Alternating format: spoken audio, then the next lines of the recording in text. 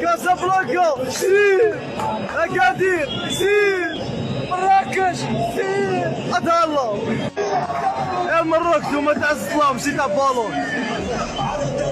بالون سازوج بعدك، وانا كنت داير في راسي تربعوهم، انا كنت سيبورتي فيكم يا غيرتوني. قال لك هكذا دوكا في الجزائر صباح تولي كريس. عاودتي في فرنسا ماركاو توسيا مليح.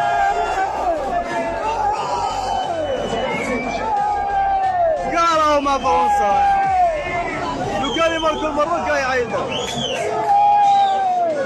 فرنسا مازال مازال مازال فرنسا مازال مازال مازال فرنسا مازال مازال مازال فرنسا مازال مازال مازال فرنسا.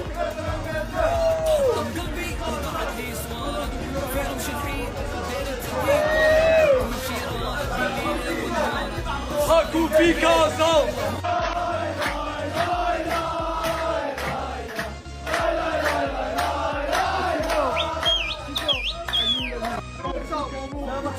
عليك شكام عليك شكام عليك عليك بيع عليك عليك بيع عليك بيع.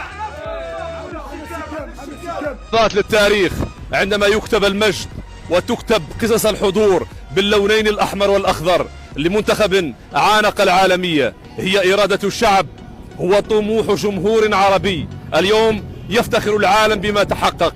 نؤمن بأننا حققنا العالمية في ظل هذا الإنجاز التاريخي الذي يكتب بمداد الفخر والاعتزاز.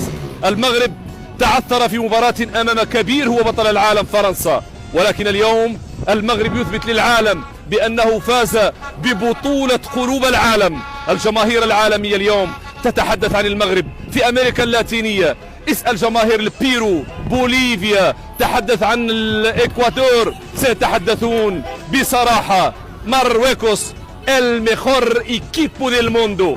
هكذا تحدث الجمهور الامريكي اللاتيني عندما نرى دموع الفرح في جاكرتا، في عواصم عالمية، في داكا، في بنغلاديش، في الهند، في افريقيا. المغرب هو عنوان للتآزر والتلاحم. المغرب هو وطن للعالم. طبعا الاتحاد الافريقي توحد بالمشاعر العربية والافريقية في ظل هذه الرسائل التي تثبت بأن المغرب استثناء، وهو المنتخب الذي عانق العالمية وكتب التاريخ.